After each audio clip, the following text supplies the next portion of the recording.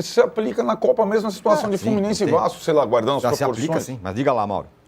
Então é o seguinte, primeiro, assim, todas as prévias apontavam favoritismo para duas equipes por uma razão muito simples. Elas tinham uma campanha no Brasileiro melhor do que as outras duas. E jogavam melhor do que as outras duas. Isso por quê? Não porque a distância na tabela não é proporcional à distância técnica entre os elencos. Se você pegar o Vasco e o Fluminense, a diferença não é tão grande. A tabela, a diferença é grande. Olhando os grupos de jogadores, a diferença não é tão grande. O mesmo vale para Vasco e Corinthians. As pessoas não percebem. O Vasco contratou muito. O Vasco está em recuperação judicial e contrata. Tá? Pô, legal esse Andrés Gomes aí, né? Pô, agora tem o Thiago Mendes. Pô, Dupla de zaga. olha os zagueiros agora que estão aí e tal. E por aí vai, né?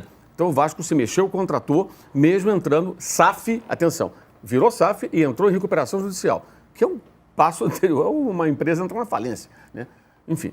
Mas tudo bem, o time se reforçou. Mas o trabalho dos dois técnicos do Brasileiro foi ruim. Diniz e Dorival. O Dorival, com o Corinthians, ficou atrás do Santos, que remou para sair do rebaixamento todo do campeonato. E o Vasco, que brigou uma hora lá para chegar na Libertadores, perdeu 7 dos 8 últimos jogos. Isso é um trabalho ruim. Mas quando chega no mata-mata, existe mobilização. A gente falou sobre isso bastante aqui antes das semifinais. Mobilização, você para tudo, esse é o campeonato. O jogador que entra num jogo contra o Juventude mal, entra com outro espírito, sabe que aquela é a chance, então muda completamente. Você vê a torcida do Vasco. Tomou de 5-0 do Atlético Mineiro na última... 5-0 em Belo Horizonte. O Atlético vinha já se arrastando, né, no final de temporada melancólica, meteu 5 no Vasco. E a torcida foi. Por quê? É outra mobilização. O cara pensa, cara, essa é a nossa chance. É o Fluminense. No caso do ponto de vista vascaíno, nós temos uma certa sorte contra esse time, né? O Vasco se dá bem contra o Fluminense, normalmente. Tem sido assim em vários momentos. Então, outra mobilização. E muda completamente. Aí o jogo se iguala mais. Fica mais proporcional ao que são os dois elencos. Que eles não são tanto Corinthians e Cruzeiro, contra o Vasco. A distância não é a distância da tabela. Para mim, a distância da tabela é reflexo de dois bons trabalhos, no Fluminense do Zubeldia e no Cruzeiro do Leonardo Jardim, e dos trabalhos ruins dos dois ex-técnicos da seleção, dos seus trabalhos ruins. É bom falar isso, porque agora fica essa conversinha. Cheguei na final do mata-mata, parece que a temporada foi... Não, não foi não. O trabalho dos dois foi fraco. Era para fazer um brasileiro melhor, Vasco e Corinthians. Mas estão na final, então tudo fica de lado. Então vamos falar então da final. Eu achei ontem, como foi no jogo de ida, o Cruzeiro, um time muito fraco do ponto de vista emocional. Muito fraco. Eu acho que aí entra o grupo de jogadores e o técnico. Não dá, cara, para o Cruzeiro tomar um gol em 21 minutos no Mineirão e esfarelar. Não queria mais nada. O Corinthians controlou o jogo na quarta-feira. E ontem, de novo, quando o Corinthians desconta e o Cruzeiro ainda está ganhando, ainda está indo para os pênaltis, está fora de casa, jogando muito melhor. Primeiro tempo, o 1-0 foi até barato. O time do Cruzeiro, ele esfarelou. O Matheus Pereira sumiu do jogo. Acabou o Cruzeiro. Aí o Corinthians domina completamente as ações, um pouco também, como disse o Danilo, na base da pressão ali do vamos que vamos. Aí a bola na trave e tal. E o Cruzeiro não consegue botar a bola no chão, acalmar o jogo, retomar o controle da partida, usar os espaços para poder contra-atacar. Um time que contra-ataca muito bem. O segundo gol mostra isso, a jogada é precisa. E aí a coisa muda completamente de figura. Eu achei o time do Cruzeiro nos dois jogos um time muito frágil do ponto de vista emocional, né? O Fluminense tem um sério problema no ataque, né? Até quase que o Everaldo fez o gol, né? Ele chuta, a bola vai na entrada e sobra o gol contra do PH.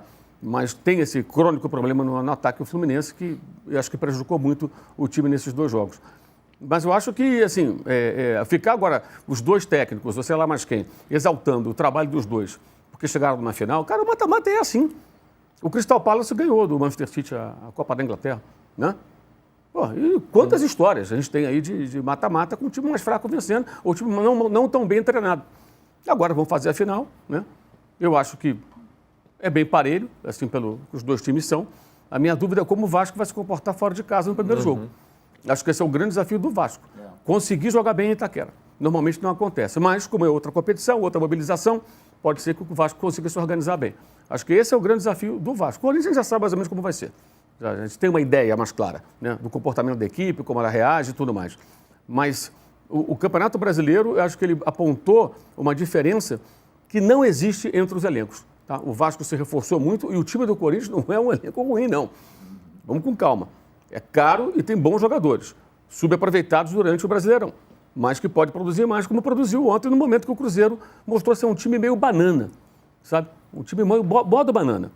Tomou o gol, assim, acabou o Cruzeiro. Isso é um negócio... Tem o Gabriel? Tem, mas não é só o Gabriel. Dava para o Cruzeiro resolver o jogo nos 90 minutos. Teve tudo para fazer isso. O Gabriel é um capítulo à parte, né, gente? O Gabriel, pelo amor de Deus, né? O Gabriel é autocrítica zero. Esse rapaz ficou na reserva 2 anos do Flamengo e em nenhum momento ele deu um sinal de que, cara, eu não estou bem, eu preciso melhorar. Não. Em momento algum. Vamos lembrar o desfecho dele no Flamengo. Ele repentinamente brilha e faz gols na final da Copa do Brasil de novo. Copa do Brasil. Contra o Atlético Mineiro. Pelo Felipe Luiz. O Felipe Luiz bancando ele. E ele jogando nada. E o Felipe bancando ele. E bancando sim, porque gostava dele, eram amigos, e aí confiou e tal. Como não fez com o Juninho, por exemplo, coitado, que está indo para o México agora, para o Pumas, e que nunca tinha chance. E outros jogadores, né? O Vinha não joga, não está bem, não joga. O Gabriel estava mal, mas ficava no time. Era evidente que ele acreditava no Gabriel e tinha uma relação próxima dos dois. Ok, deu certo. Então, palmas, Felipe Luiz, tal, fez os gols e tal. Jogo de ida. Jogo de volta, lá em Belo Horizonte. Ele estava muito mal, ele sai, o que acontece no vestiário? Um mal-estar no vestiário. Porque ele não tem a capacidade de pensar, cara, eu não estou jogando bem, já fui herói lá no Rio. Se o time ganhar o título aqui, eu sou herói do título, eu fiz os gols decisivos no Rio. Não, teve forrobodó lá no vestiário. Até meio que ficou mal ele, má situação dele com o treinador. O Flamengo ganhou a competição. Aí ele sai e fala, eu estou indo embora, vou para o Cruzeiro. Gente, dentro do campo. O time acabou de ser campeão, o cara traz para si as atenções. Em 2023, o Flamengo perde um jogo decisivo, o primeiro jogo para o São Paulo. Ele não joga nada. Um erro do São Paulo tendo escalado naquele jogo, um erro crasso. Vai para o banco. Aí ele sai vaiado por parte da torcida, quando ele passa ali, ele é vaiado. O que ele faz? Vai lá na coletiva mandar beijinho pro Dorival Júnior. Aí aqui no Morumbi, no jogo de volta, o Flamengo perdeu a final, porque foi empate, perdeu o título. Ele dá entrevista ali na zona mista e fala, não, o Dorival gosta muito dele e tal, dei beijo, como quem diz. Faria de novo. Então, assim, nada importa. A torcida não importa, o clube não importa, a camisa não importa nada. É o que eu penso e acabou. O resultado disso está aí ontem. É uma espécie de um castigo por uma conduta muito individualista e de uma ausência total de autocrítica. Isso eu acho que explica essa decadência terrível de um jogador que agora, ele só fazia os gols. Não. Em 2020 ele jogou pra caramba. Em 21 ele jogou muito quando o Flamengo ganhou o Brasileiro com... Ele foi o melhor jogador com o Rogério Ceni. Ele decidiu vários jogos, não só de fazer o gol, não, de criar jogadas, de se movimentar, 19, inversões. Né? O Dorival jogando com o Pedro, ele jogou bem. Ele jogou muito bem. Ele teve ótimos momentos. Mas nos 3 últimos anos, ele se adaptou de tal forma ao banco. Os bancos de reserva são muito confortáveis, né? Aquelas poltronas. Ele se adaptou de tal forma, né? Que ele ficou ali, agora olhando que ele fica. E o detalhe, esses dias que antecederam a partida decisiva de ontem, o que tinha vira e mexe no meio? De onde que vem isso? É gente cercando, que só pode ser amigo do jogador, assessor, sei lá quem, empresário. Não, porque o Gabriel... Ontem eu vi um vídeo num site aí, o rapaz falou uns 3 minutos sobre o Gabriel, nenhuma notícia, só disse que talvez ele não fique, que ele quer minutos. Gente, quer minuto joga, cara. Quer minuto perdendo o pênalti decisivo? Então, assim, o que acontece com ele não é casual. E é lamentável, porque ele foi pelo menos um ótimo jogador, que está jogando no lixo a carreira dele por uma conduta muito individualista, sem autocrítica alguma. Parece realmente inspirado no Neymar. É igual o Neymar. E o pior é que eles podem se juntar agora, no noticiário, que os dois vão jogar juntos. Nesse aspecto. Imagina, o Santos, com todas essas dificuldades financeiras, com dificuldade dentro de campo, vai ter o Gabigol e o Neymar. E ainda teve a camisa do Corinthians. Ontem, imediatamente após, a foto começou a se espalhar nas redes sociais. Eu já recebi umas 3 pessoas figurinha dele com a camisa do WhatsApp, com a camisa do Corinthians. Rapidamente começou a aparecer figurinha. A foto é tão simbólica, parece inteligência artificial. Tem um copinho de cerveja na frente, né? Tem o boné. Mas eu acho que o Neymar, ao menos... Primeiro que o Neymar foi muito mais jogador que o Gabigol, né? Primeira coisa. Mas eu acho que o comportamento é muito parecido, ele se espelha no Neymar.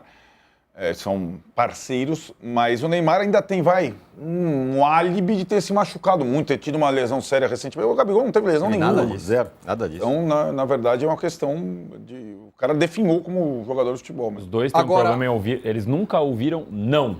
Nem o Neymar, nem o Gabigol. E aí, quando eles ouvem...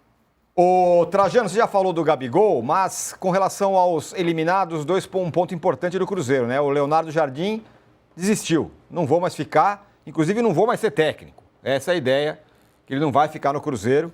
Tem notícia já em todos os sites aí dizendo que ele não deve ficar, já vai